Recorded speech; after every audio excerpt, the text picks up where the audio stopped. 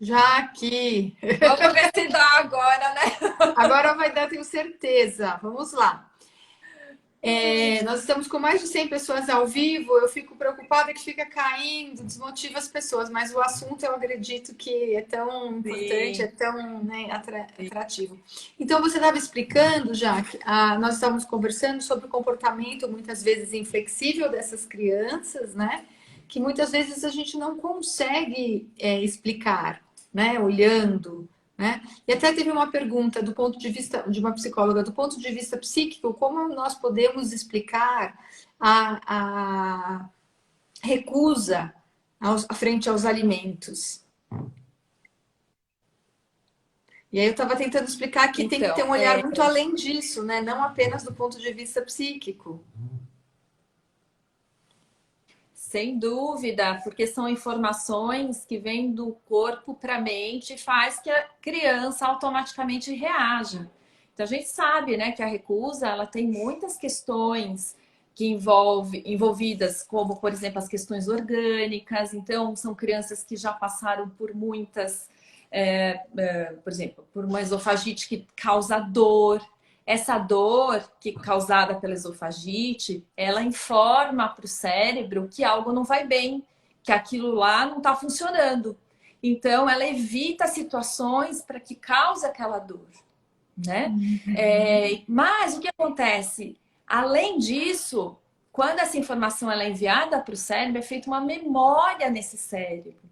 Então, por mais que a criança vá, seja tratada, por exemplo, dessa esofagite ou de um outro problema gástrico qualquer que ela tenha que cause dor, ela continua com essa sensação, porque tem um registro lá no cérebro dela de que, puxa, aquela situação ali um dia foi ameaçadora, é melhor eu sempre me prevenir antes que, né? Então a gente tem que fazer toda uma ressignificação com a criança. E como é feita essa ressignificação? Primeira coisa, ela tem que se sentir segura. Só se sentindo segura e tranquila e calma entre as relações dela e com ela mesma, que ela pode estar aberta a novas situações. E estando aberta a novas situações, talvez ela entre em contato com uma mesma situação que anteriormente causava dor e agora não causa mais, e ela fala, opa, tem algo diferente. Olha, dá, e aí é feita uma ressignificação dessa memória, né? É que essas crianças, elas têm tantas memórias relacionadas a questões de dor, dessas percepções, né, que elas vão vivendo, que elas vão se defendendo o tempo todo, o tempo todo. Então a gente precisa trazer muita calma, muita segurança, muita tranquilidade para que ela novamente se sinta segura e de pouquinho em pouquinho ela se reaproxime daquelas situações anteriormente que eram desagradáveis. Por isso que a gente tem que tratar primeiro as questões orgânicas, primeiro as questões sensoriais. Porque se a gente não trata isso, esses estímulos continuam realimentando as memórias. E aí não funciona, E né? eu acho que eu entendo quando você fala dessas crianças mais sensíveis, e até eu posso colocar de um temperamento, muitas vezes, né? Até um temperamento mais. A literatura fala upset, né? Algumas crianças que são mais, entre aspas, não um julgamento, mas são crianças que exigem mais, que são crianças que têm um temperamento mais difícil mesmo, que nós atendemos hoje uma criança, eu e a Rosana Magnanini, que está nos assistindo, que veio com uma queixa, né? Ela estava fazendo a introdução alimentar, muito bem, obrigada. Ela precisou, durante 10 dias, tomar um antibiótico via oral, era algo arenoso, era algo de muito assim, um sabor desconfortável. Ela foi forçada, foi praticamente imobilizada durante 10 dias, 2 vezes por dia, porque a orientação do pediatra foi para os pais: tem que dar o remédio, seja lá como for. Né? Então, uma criança foi imobilizada e foi ofertado esse remédio. Depois desse dia, ela não comeu mais. Ela não abriu mais a boca. né? E conversando com a família, e contando e perguntando mais sobre a história, já que essa família me disse, aconteceu algo interessante também. Como nós tivemos que fazer o exame de urina e ela não urinava naquele, né, no coletor, ela tiveram que passar uma sonda para colher a urina. E foram 5 pessoas em cima dela para fazer a coleta. Depois disso, Patrícia, a mãe me dizendo, ela não deixava mais eu fazer higiene, né?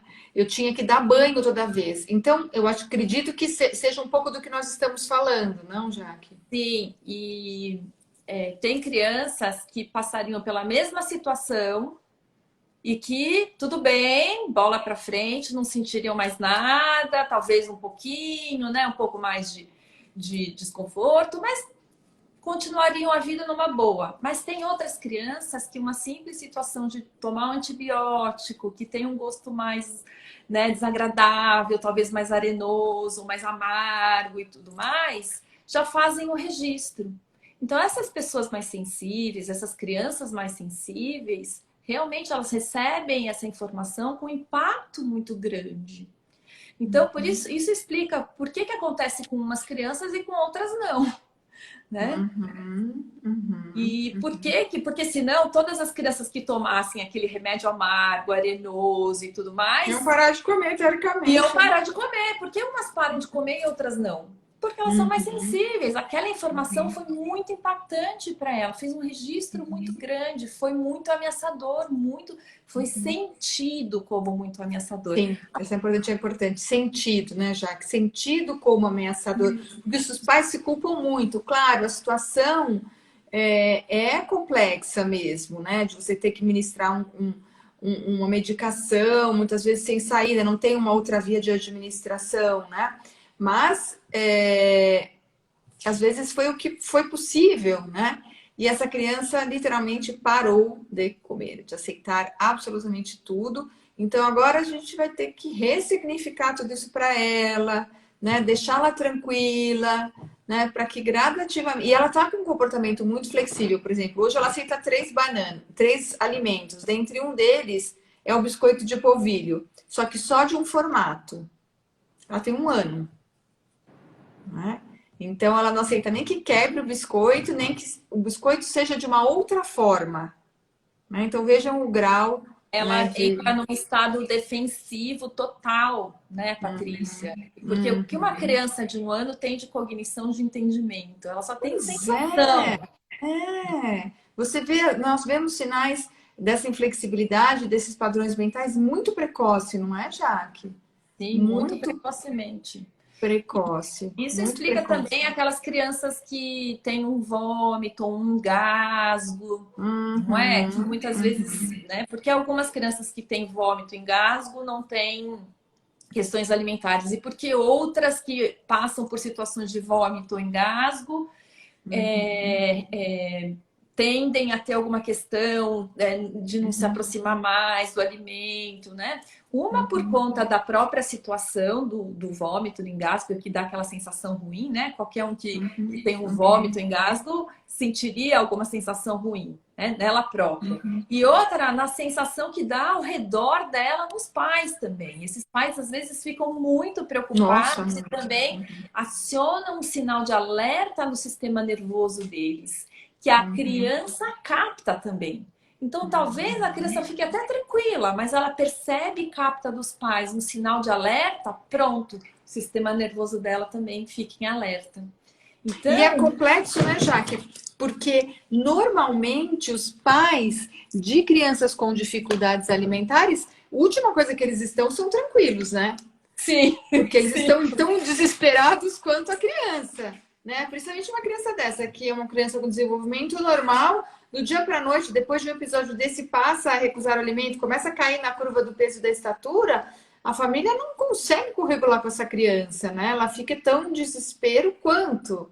Né? Ela já e se essa criança também é sensorialmente sensível, imagine o que ela não percebe dos pais também, porque ela também percebe nas relações os sinais de segurança, né, os sinais de tranquilidade. Por isso que no Instituto, Patrícia, nós cuidamos tanto dos pais também. Sim, né? com Os grupos certeza. de pais, com muitas vezes a gente ajuda os pais também Suporte emocional. na parte emocional. A gente também faz grupos de mindfulness com os pais para trazer essa tranquilidade. Então, a gente também cuida desses pais, porque realmente só o fato do seu filho deixar de comer já é um estímulo estressor para o pai. Já é, naturalmente, já aciona um sinal de alerta para o pai e para uma mãe. Né? Meu filho tem que comer para crescer, para se desenvolver, ele fica. E se a criança que está na frente desse pai é sensorialmente sensível, o que ela não percebe também? Então é complexo, percebe? Muitas coisas envolvidas. Agora, uma coisa que eu queria que você comentasse, que eu acredito que seja até relativamente frequente, né, na prática clínica do Instituto, na nossa experiência, às vezes até a família te procura diretamente, não assim como uma principal causa a dificuldade alimentar. Às vezes isso aparece, né, na consulta, mas às vezes um paciente que é encaminhado diretamente para você e muitas vezes você traz, né, para o grupo que, olha, essa criança precisa primeiro da TO para depois ela vir para mim. Isso também teria relação com esse comportamento mais alterado por conta das questões sensoriais? Sim, sem dúvida, sem dúvida. Muito comum, principalmente nos casos de transtorno desafiador, opositor desafiador, né? As crianças com esse diagnóstico, ou até com TDAH, muitas vezes, que não tem foco, não tem atenção, me procurarem. E quando você vai ver e vai conversando com os pais e vai observando, né, a história da criança, você observa muitas questões dessas percepções que essas crianças têm das sensações, né? E dessa desregulação que elas têm. Então, muitas vezes um comportamento opositor desafiador não é realmente uma coisa que a criança está fazendo intencional e com alguma intenção. É porque ela só está reagindo. Me lembro de uma situação de uma criança que a mãe conta que o menininho estava na fila do lanche e ele levou uma pedrada de um outro menino. Mas era uma pedra minúscula. Levou uma pedrada, assim, de brincadeira. Pegou uma pedrinha e jogou nele, assim, tipo, oi, né? E o filho dela entendeu aquela pedradinha, né? Aquele toquezinho como uma pedrada de uma tijolada. E foi lá e socou o outro menino. Porque ele só reagiu àquilo que ele entendeu. Então ele reagiu na medida que ele sentiu, ele reagiu da mesma forma. E socou o outro menino. E até o outro menino ficou até sem entender direito o que estava acontecendo, porque não precisava tanto. E aí até entender que ele tinha uma questão tátil, né? Que o toque para ele era muito aversivo e qualquer tipo de toque ele sentia como algo muito exacerbado, ele foi taxado como agressivo. Sim. Aí vem os julgamentos, não são? Isso. Né? Então, isso que eu estava querendo explicar. Que muitos pacientes vêm para você e você faz o diagnóstico diferencial, né? Do que é verdadeiramente um comportamento alterado, é o nome correto, não sei, disruptivo, e uma questão sensorial que está justificando aquele comportamento. Me corrija se eu estiver errada, mas eu acho que... Sem dúvida, sem dúvida. Por exemplo, as encopreses. A gente tem que entender se não é uma questão de interocepção, de percepção, né? De que está com vontade ou não está. Muitas crianças não têm essa percepção interna. Né? O que acontece, Patrícia, é que conforme a criança vai crescendo, às vezes essa via sensorial vai maturando e ele vai ajustando. O problema é que ficam os comportamentos instalados, as memórias que a gente fala. E aí você precisa ajustar um monte de coisa, porque um menino como esse, que socou o outro, imagine como não fica uma autoestima dele, imagina como ele se sente também mal, porque ele não entende o que está acontecendo com ele. Depois que aquilo aconteceu, ele fala, nossa, por que eu fiz tudo isso? Será que eu precisava? Ele também não entende. Então, trazer para a criança e para a família toda essa consciência é muito... libertador, né? Nossa, é libertador total. As pessoas, quando você começa a conversar, elas falam, nossa, eu nunca tinha pensado nisso. né? Então, a gente tem que realmente, o profissional da saúde mental tem que entender um pouco dessa conexão corpo-mente, que muitas informações, hoje a literatura já fala que 70% da informação que chega no cérebro vem do corpo. 70%. Então, não é uma coisa da gente negar, a gente tem que olhar para isso. A gente não é uma cabeça ambulante, a gente é um corpo e cabeça. E também tem informações da cabeça para o corpo, né? Que a gente fala de baixo para cima e de cima para baixo. Também existem. Né? E o trabalho do psi é muito mais o trabalho da mente para o corpo, mas a gente tem que entender que existem informações do corpo para a mente, senão a gente fica enxugando gelo. Né? E entender que o trabalho não adianta eu dar uma atividade, por exemplo, em Copres a gente trabalha muito com as questões comportamentais. Põe todo dia ele no banheiro, tal hora, né? Faz toda uma questão, todo um trabalho comportamental. Se a criança não tem uma percepção interna dela, como é que você vai fazer todo esse trabalho? Vai além dela, além do controle. Então a gente precisa ter um olhar mais cuidadoso. Eu lembro, há muitos anos atrás, eu tive uma criança que ela tinha muita dificuldade em controlar o esfíncter à noite, né? E, nossa, ela foi super julgada, né, por todos os tipos. E depois, junto com a TO, nós observamos, né, que ela tinha uma dificuldade de percepção muito grande. E eu lembro que, na época, até a TO usou um recurso, né, um mecanismo mesmo de alerta para ele quando ele tinha quando ele tinha sensação, né? Isso ajudou muito, acabou condicionando e trabalhando também toda essa via sensorial, ajudou muito. A gente precisa compreender que certos comportamentos têm um porquê, né, Jaque? E aí justifica também quando nós falamos que não adianta culpar a mãe nem fazer exercícios com a boca da criança, porque não é nem uma coisa nem outra, me parece, né? Não. E nem adianta só trabalhar o comportamental, manda para o psicólogo que o psicólogo vai dar jeito, né? Por isso que é tão importante nas dificuldades alimentares o trabalho em equipe. Né? Eu tenho muita gratidão e aprendi muito com a equipe do Instituto.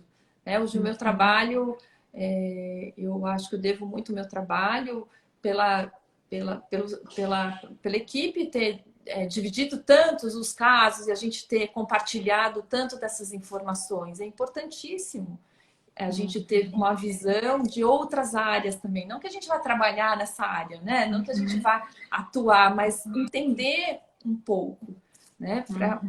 Para a gente poder fazer um trabalho bem em conjunto. Né? Jaque, e conta um pouco pra gente o segredo do seu sucesso, né? O que você faz com essas crianças? Quais os recursos terapêuticos que você utiliza para... Porque eu vejo que você, no dia a dia, atende muitas crianças com as mães, com a família, né? Você não separa a criança. Eu vejo de tudo. Eu vejo que tem vezes que você leva a criança sozinha e vejo muitas mães entrando com as crianças. Não é uma condição atender a criança sozinho. Eu percebo que você fica com a criança e com a mãe, né? E quais são os recursos terapêuticos? Eu sei que não tem receita de bolo, óbvio, mas explica um pouco assim, o que é fundamental dentro do processo terapêutico e dos recursos que você utiliza. Por onde você começa? É possível dizer isso pra gente? Primeira coisa é você estar seguro quando você vai atender uma criança, né? Porque já que a gente está falando de crianças sensíveis sensorialmente, se você não estiver seguro, se você não tiver calma, ela não está bem. E por isso que eu faço tanto trabalho de parceria com os pais e com as mães. Eu tenho que explicar que eles têm que também estar bem, né? Então, o autocuidado é um ponto fundamental no meu trabalho. Né? Então, trazer essa mãe para dentro, às vezes, numa situação, ela percebe como a criança reage e como que a gente pode fazer com ela quando ela reage dessa maneira. Né? Muito interessante isso. Então, a gente partilha muito de informações. O tempo todo é uma parceria, na verdade, né? Não é... Eu falo que eu sou um guia, não sou um profissional. A gente vai guiando junto com a família e vai construindo uma história junto com a família. Então, quando uma mãe percebe que aquela criança não está tendo um comportamento reativo só porque ela está querendo, sei lá, acabar com o dia da mãe, ou enfim, e como manejar aquilo, a mãe fica mais tranquila. A mãe estando mais tranquila, a criança fica tranquila. E aí vai sucessivamente, né? Agora, tem umas técnicas que eu uso muito, as técnicas, né, de meditação, trazendo muito a consciência. Eu explico muito, principalmente para os maiorzinhos, como a mente funciona. Eles precisam entender como eles funcionam, como a mente funciona. Então, tudo por meio de brincadeiras, enfim, a gente vai explicando para eles que eles recebem essas informações e se sentem meio estressados, meio, né, ressabiados. E que quando eles começam a sentir no corpo deles, porque eles têm sensação no corpo deles, né? Quando eles começam a sentir no corpo deles, o que eles podem fazer antes que eles explodam? E dá tempo de ter esse controle, Jaque? De antecipar esse gatilho? E a gente começa, se a criança sabe quais são os gatilhos e começa a perceber quais que são, ela sabe, ela consegue. Né? Ela consegue. E com a ajuda da família também, né? Com a ajuda da família. Ajudando, mapeando. Isso. Quanto menor, mais a criança necessita da ajuda da família, né? Porque menos maturidade emocional ela tem. Por isso que a parceria com a família é importantíssima. Nada de ficar... Né? E eu vejo também, Jaque, que é uma relação de muito afeto, né? Eu vejo as crianças lá no Instituto, assim, enlouquecidas por você e pelas outras terapeutas também, né? E eu acho que começa por aí, você não acha? Sim, é isso que eu tô falando. Se você não estiver bem, não estiver segura, não tiver calma, você também vai transmitir isso para eles, né? Então, e é uma relação de confiança total, 100%. Entrega, né? Entrega, é 100%. É uma relação de confiança mesmo, né? De verdade. E porque muitas vezes nós, como profissionais, a gente se sente pressionado em mostrar serviço, né? Porque a gente está sendo pago. Resultados, né? Resultado, mostrar serviço para os pais também ficam ansiosos. Se a gente entra também nessa energia desses pais que estão ansiosos para tentar mostrar serviço, essa criança capta também. Captando isso, pronto, ela se fecha. Quando ela está fechada, a gente não consegue acessar ela. E eu vejo que você também utiliza muitos recursos, como a arte, a música. Tenho visto você utilizar muito a música, né? Recentemente você até completou uma certificação, né? E música, arte, além da parte lúdica, né? Muita água, muita aquarela. E aí são estratégias que você foi encontrando também para se aproximar ou para como que você... Porque eu vejo que alimento, na verdade, você não pega. Eu vejo que você trabalha mesmo, né, com esse universo da criança, nessa parte lúdica, mas que usa a meditação, o sininho, né? Que você tem já que tem umas magiquinhas que a gente vai descobrindo aos poucos. Tudo é para que esse sistema nervoso esteja calmo, esteja tranquilo, esteja aberto. Né? Porque se ele entra num ciclo de defesa, eu não consigo acessar essa criança, eu não consigo ajudá-la. Então, a arte, a música e todos os outros recursos que eu utilizo aqui com as crianças ajudam o sistema nervoso delas captarem que tá tudo delicioso.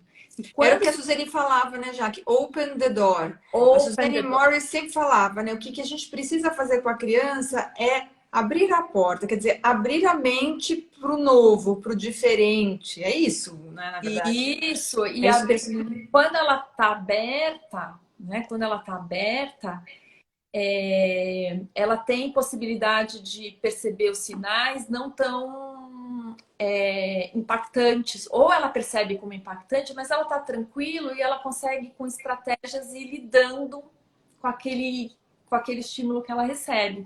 Então, muitas vezes elas estão desenhando, elas começam a falar de comida comigo.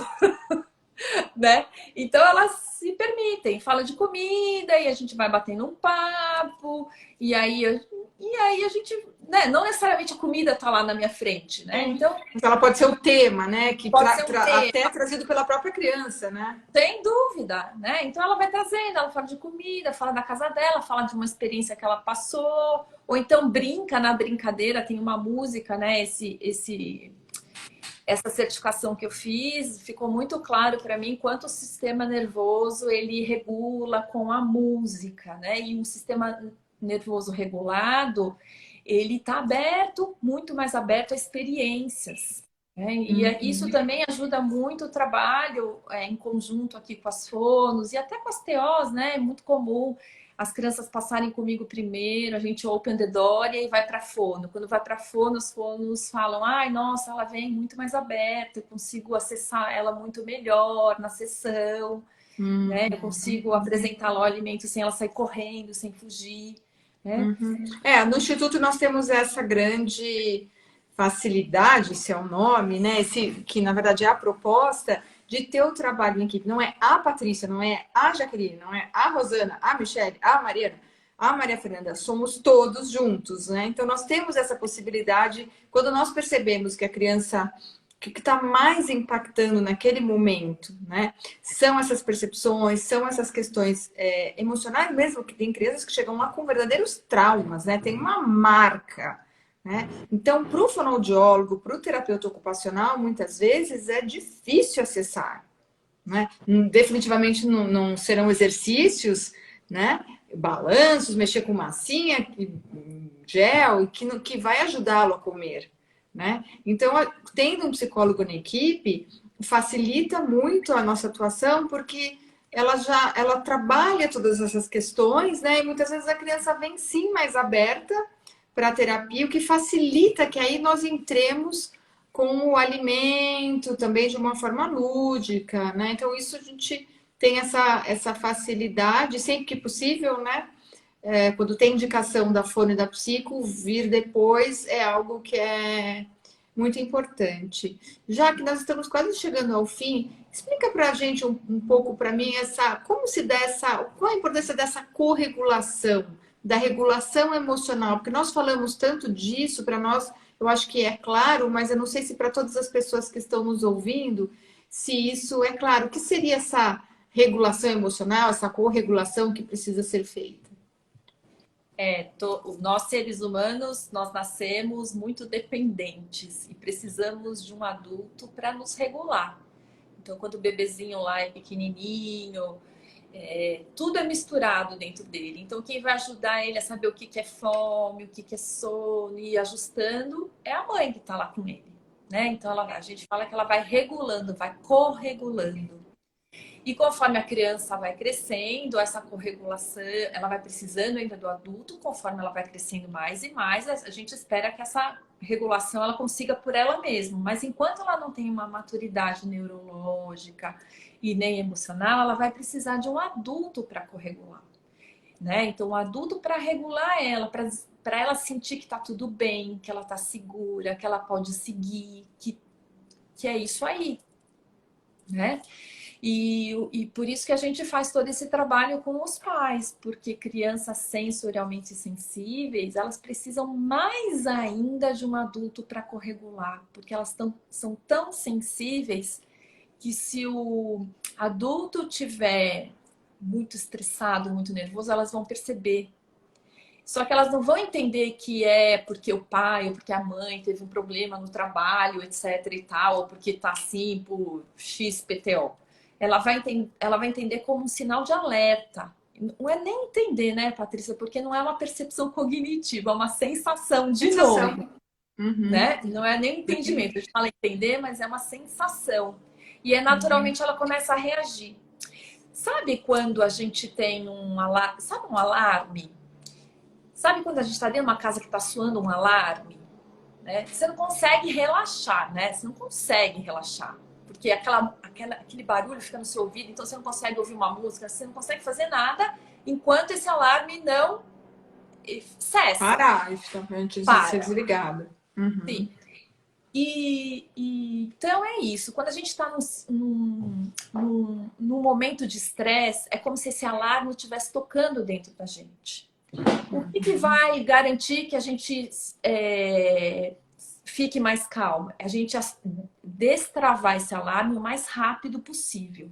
Isso que a gente chama de resiliência, né? A capacidade de adaptação. Então, quem consegue destravar esse alarme mais rápido, legal, né? Se o alarme do pai está tocando, o do filho também toca. Se o alarme do filho toca, o do pai também toca. Só que o filho ainda não tem essa capacidade de desarmar esse alarme tão rapidamente. Eles não têm recurso, eles são pequenininhos. Então, se o alarme do filho tocar e o alarme do pai tocar, quem tem que desarmar primeiro é o pai ou a mãe, ou quem está perto, um avô, uma avó, quem cuida dessa criança, para desarmar o alarme do filho. Sempre quando você fala isso, eu lembro daquela sensação da criança mais ou menos com 1 ano e meio, a partir dos 8, né? Que às vezes você fala com ela, ela olha para a mãe e dependendo da cara da mãe, ela volta e sorri, ou ela. É mais ou menos isso, né? Tem uma fase, né, que a criança, você fala com ela, ela vira primeiro para a mãe, aí a mãe fala, vai, pode ir. E ela vai, mas se a mãe ficar quieta, ela chora. Então, eu acho que é um pouco isso, né, Jaque? Para mim, sempre que você fala, me vem essa imagem, sabe? Da criança olhando para a mãe dizendo, posso ir ou paro aqui, né? E Então, nesse eu lembro sentido, muito. né, as expressões faciais, o tom de voz. Sim, sim. Quanto mais nova a criança, mais ela vai perceber, sentir. Às vezes ela nem sabe o conteúdo do que a mãe está falando, mas só pela sensação né, da voz da mãe, ela sabe mais ou menos como é que o que está acontecendo. E essa conexão conosco, né, com os terapeutas, quando a gente fala conectou, né, ali hoje mesmo foi muito lindo. Uma hora a Rosana estava fazendo um atendimento junto com a fonoaudióloga Rosana e a minha criança bem ressabiada na dela, a gente colocou a música, começou a interagir e ela nada, ninguém tá falando comigo, mexendo para o pé da mãe, né? E ela não foi ali brincando, eu ali do lado também. Uma hora a Rô fez um, dois, três, tibum, né? Brincando com ela olhou, aí começou a imitar, falei, pronto, aí foi. E aí, onde a Rosana levantava na sala para ir buscar alguma coisa, ela fazia assim.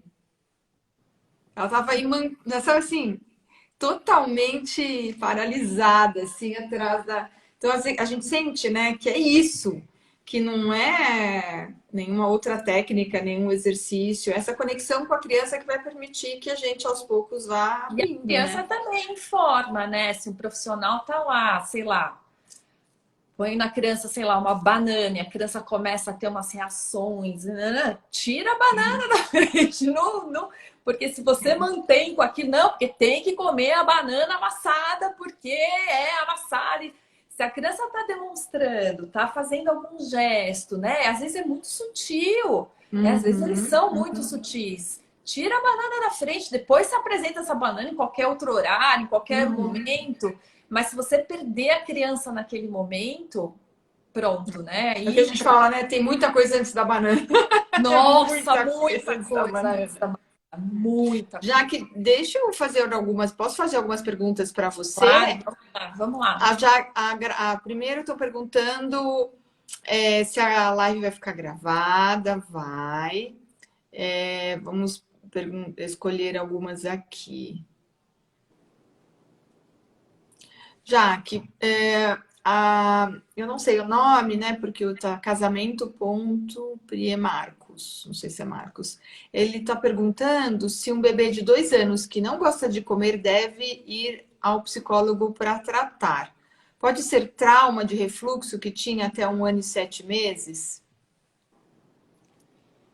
Então, tem tanta coisa antes do psicólogo. Na verdade, assim, de verdade, criança de 2 anos ainda, né, tá muito incipiente para ir para um psicólogo. Na verdade, eu sugeriria que ele procurasse, né, antes, se for um psicólogo que entenda de alimentação, porque se não for um psicólogo que entenda de alimentação, talvez vá só, como a gente estava falando lá no começo, entender que é só uma coisa da mente. Não é da mente, né? Você já está falando de uma questão orgânica que está aí, né? Então, acho que mereceria, talvez, ou acho que como pais, né, uma orientação para vocês. Vocês estando tranquilos, vocês estando mais orientados, sabendo como lidar quando a criança tem um momento de recusa, né? Vocês estando orientados, acho que é muito mais producente do que se você levar a criança, né? Na verdade, não é dizer que vocês são culpados, não é isso, mas puxa, por que que ela reage dessa maneira? Como é que eu posso fazer da outra? Que é muito comum, muitas vezes eu nem atender a criança e a gente só atender os pais e fazer uma orientação que já ajuda muito, entende? Então, eu sugeriria uma orientação para vocês, antes de qualquer coisa, de levar a criança pro psicólogo. O psicólogo não vai arrumar isso, né? Não, O psicólogo não vai consertar a criança, né? Não tá, e a orientação para vocês, de preferência o psicólogo que entenda de dificuldade alimentar, porque é muito comum no instituto eu pegar mães, assim, desesperadas, dizendo: meu Deus, eu tô em depressão porque o psicólogo falou que a culpa é minha, eu mimo muito meu filho, que eu faço eu tudo tirei o peito, que eu tirei o peito antes do tempo. Isso é uma visão muito restrita, né, sobre as dificuldades alimentares. A Ana já que está perguntando, e aí até me sinto também à vontade para responder. Quando já temos uma criança com paralisia cerebral, por exemplo, com 3 anos e que fez gastrostomia, eu acho que as crianças sentem da mesma maneira, não é? A criança com paralisia cerebral também, ela recebe informações da mesma maneira, ela registra essas sensações, né? Então, se ela foi forçada a comer, se ela sempre usou outra via de alimentação, ela pode não entender o que é fome e saciedade, né? E um trabalho pontual, né? Tendo esse olhar, né, mais integrativo, com certeza pode ajudá-la, concorda, Jaque? Com orientação aos pais, com o trabalho com fonoaudiólogo, eu acho que tudo isso... E uma criança com um desafio sempre é muito estressante. Muito estressante. Não tem como a gente não acionar o nosso sinal de alerta. Né? Comer é um grande desafio, né? Para uma criança com paralisia cerebral, para mastigar, né? Para criar uma confiança com os alimentos. Né? E para vocês, pais, que sempre estão estressados e que vocês também precisam entender o que acontece com vocês e procurar estratégias e perceber quando estão estressados, procurar estratégias para lidar nesses momentos, né? Nem que seja, sei lá, no momento que você perceber que você está estressado. Primeiro passo é perceber, né? Porque a gente entra num piloto automático que acaba nem percebendo o que a gente está fazendo. O primeiro passo é perceber, mas quando você perceber, também se dá o direito de falar: bom, agora eu não vou dar conta. Se você tiver possibilidade, passa a bola para outro, vai se acalmar um pouco, depois volta, porque se você estiver bem, a criança vai estar bem. Então, por isso que a gente fala, o autocuidado é muito importante. Muito. E nós falamos, né, Jaque, primeiro nós cuidamos das mães, da família e depois da criança. O contrário não dá certo. Nosso trabalho, né, aí eu posso dizer, é muito voltado para a família. Não tem como ser diferente, né, quando nós falamos em criança. É uma parceria. Não tem como não ser. Tem a Ana Filipa tá mandando um abraço de Portugal, agradecendo. Muitas pessoas concordando com o que você disse. E uma colega fonoaudióloga está perguntando a partir de qual idade o psicólogo já consegue ajudar. Olha, o ideal para criança, a partir dos 4 anos, mais ou menos. Antes disso, é mais orientação aos pais mesmo.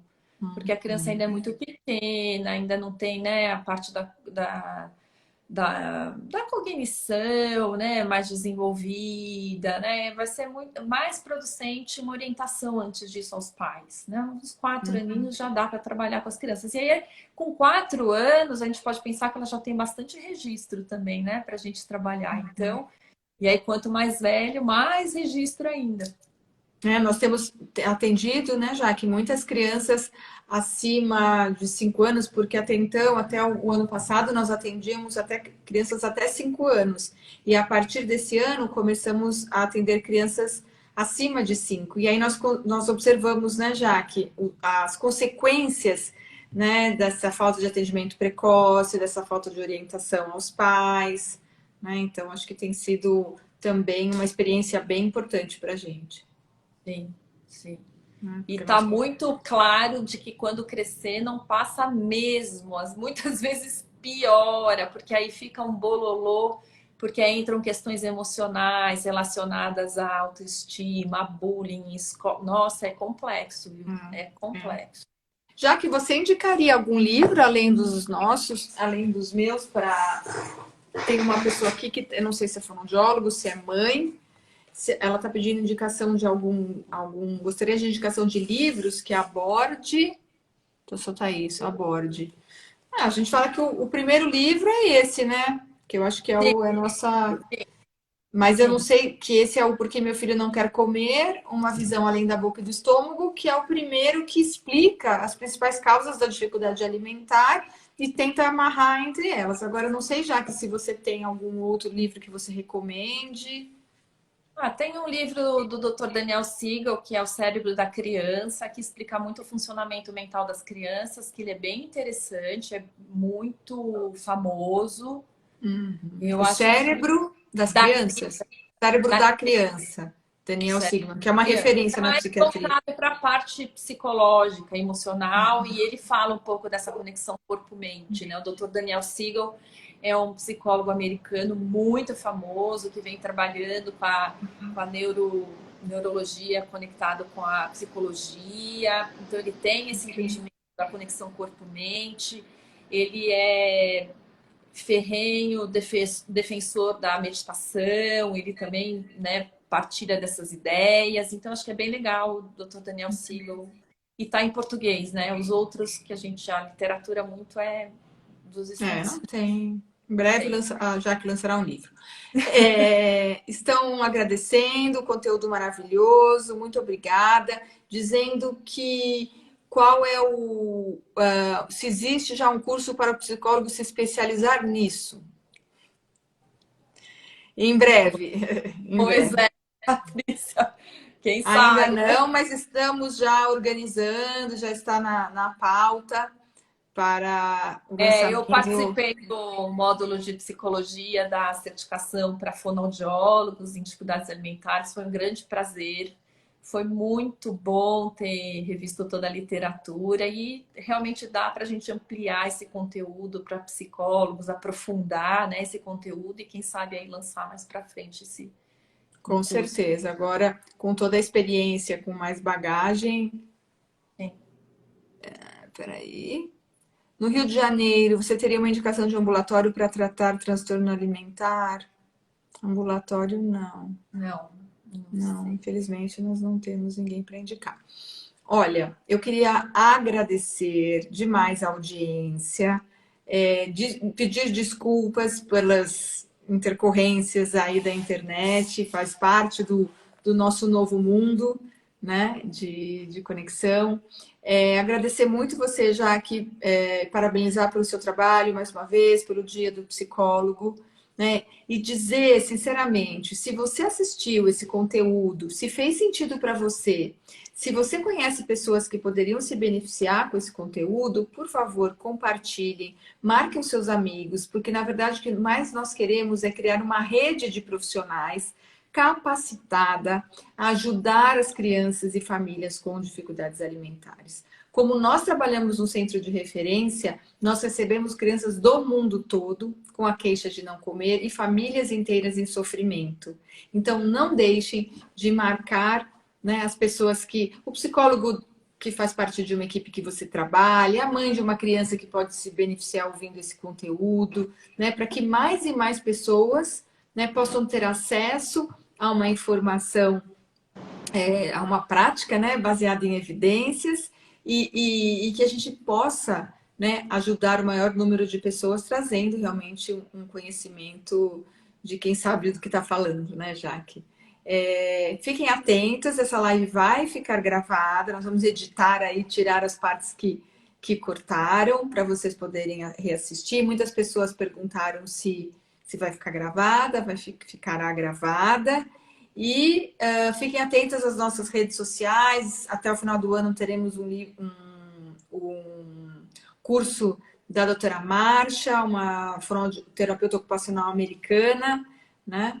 Que vai trazer mais conteúdos para nós também sobre a criança com dificuldade alimentar. E é isso, Jaque, você quer se despeça, pode fazer seus últimos comentários. E o que mudou sua vida como psicóloga a partir do momento em que você começou a atender essas crianças? Ai, mudou muito, mudou o entendimento das dificuldades alimentares, mudou a minha vida pessoal como um todo, né? A gente tem que aprender aí a ouvir, a se conectar com as pessoas, a gente tem que aprender a não julgar, né? Viver o momento presente, valorizar cada momento, né? Momento a momento, porque é um passinho de cada vez, a gente vê isso muito no tratamento das crianças, né? Então é isso, é um grande aprendizado, agradeço ainda imensamente, a minha jornada ainda continua, eu aprendo todos os dias, né? Porque cada caso é um caso, cada família é uma família. Então, agradeço imensamente essas famílias que nos procuram, que confiam né, no nosso trabalho. E agradeço a equipe, que eu tenho aprendido muito com a equipe, muito mesmo, de verdade. Né? Nós que aprendemos com você, Jaque. E eu falo, trabalhar com crianças e famílias com dificuldades alimentares é viver na prática e sentir na prática o que é empatia, né? Porque ali você tem que ser empática, você tem que sentir a dor do outro e ajudá-lo, né? Sem julgamentos e com muito amor. É isso, é o amor que trata, é o amor que cura e é esse vínculo maravilhoso que a Jaque e os profissionais do Instituto acabam conseguindo, né, ter com essas crianças e com essas famílias. Boa noite, ótimo final de semana, espero que tenhamos contribuído aí esse final de tarde. Eu agradeço a todos que ficaram até aqui. Jaque, parabéns, exemplo de psicóloga, gratidão por ter você. Cuidem Até aí das mais. pessoas cada vez mais. Para Beijo. todos os psicólogos que nós precisamos e amamos, precisam muito ajudar essas crianças, todos juntos. Vamos lá. Com certeza. Beijo. Obrigada, uma boa noite. Tchau.